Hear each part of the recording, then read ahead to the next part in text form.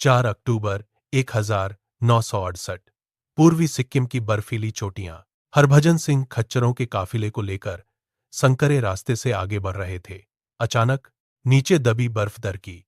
उनका दाहिना पैर फिसला। उन्होंने संतुलन खो दिया।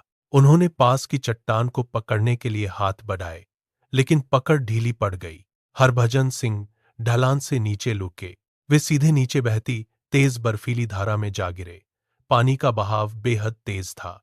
उन्होंने सतह पर आने के लिए हाथ पैर चलाए, लेकिन बर्फीले पानी ने उन्हें जक लिया। पानी की लहरें उन्हें चट्टानों से टकराती हुई आगे ले गईं। कुछ ही पलों में वह बर्फीले पानी की गहराइयों में ओझल हो गए। काफिले के बाकी साथी रुक गए।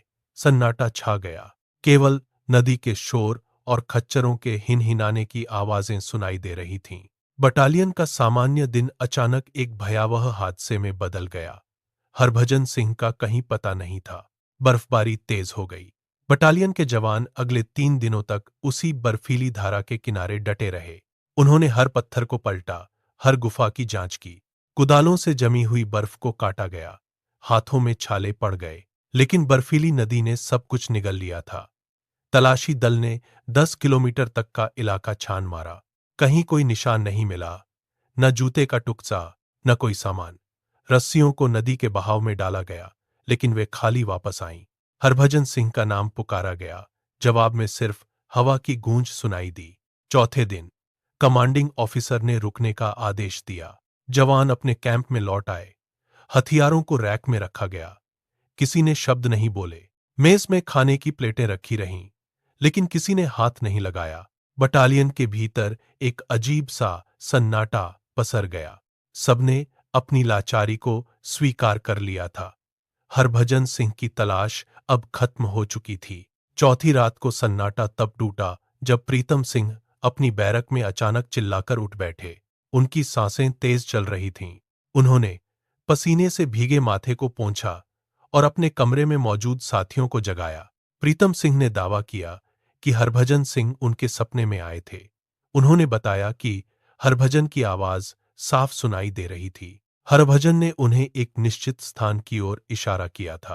प्रीतम ने नक्शा उठाया और उस बर्फीले नाले के पास का एक बिंदु चिन्हित किया। उन्होंने जोर देकर कहा कि शरीर वहीं दबा है। बैरक में मौजूद अन्य जवान हंसे।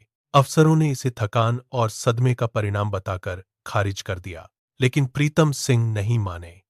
उन्होंने अपनी बंदूक उठाई और कैंप के बाहर निकल गए। उन्होंने बर्फ में अपने पैर जमाए और उसी दिशा में चलने लगे जो उन्हें सपने में दिखाई दी थी। अफसरों के बीच बहस छिड़ गई। एक तरफ तार्किक अनुशासन था, तो दूसरी तरफ एक साथी का अटूट विश्वास। तनाव बढ़ गया था। अधिकारी प्रीतम सिंह के पीछे पीछे उस दुर्गम ढलान तक पहुंचे। हवा की गति तेज थी, लेकिन प्रीतम एक बिंदु पर जाकर रुक गए। उन्होंने बर्फ पर अपनी लाठी से एक घेरा बनाया। कमांडिंग ऑफिसर ने संदेह भरी नजरों से उन्हें देखा, लेकिन आदेश दिया कि खुदाई शुरू की जाए। जवानों ने कुदाल चलाना शुरू किया। बर्फ की परतें एक के बाद एक हटाई गईं। 10 फीट की खुदाई के बाद फावड़ा किसी सख्त चीज से टकराया। धातु की आवाज आई। जवानों ने अपने हाथों से जमी हुई बर्फ को हटाना शुरू किया। अचानक एक ठंडी खामोशी छा गई। बर्फ के नीचे से हरभजन सिंह का शरीर बरामद हुआ, बिल्कुल उसी स्थान पर जिसका जिक्र सपने में हुआ था। अधिकारियों के हाथ कांप गए। वे अपनी घड़ियों को देखते रहे, फिर शव को। कोई तर्क काम नहीं कर रहा था। वहां मौजूद हर जवान का चेहरा सफेद पड़ गया। विज्ञान और उनके प्रशिक्षण के सारे नियम उस बर्फीले गड्ढे में दफन हो गए। यह महज एक संयोग नहीं था, बल्कि एक ऐसा सत्य था जिसे झुठलाना असंभव था। पूरी बटालियन स्तब्ध खड़ी थी और पहाड़ों की हवा में सिर्फ एक भारी सन्नाटा तैर रहा था। हरभजन सिंह का पार्थिव शरीर अंतिम संस्कार के लिए ले जाया गया, लेकिन कैंप की हवा में एक अजीब भारीपन रह गया। रात के सन्नाटे में जवानों ने अपनी गश्त जारी रखी। 2 जवान अपनी चौकी की ओर बढ़ रहे थे। अचानक उनमें से एक रुक गया। उसने पीछे मुड़कर देखा। वहां सिर्फ बर्फ की धुंध थी।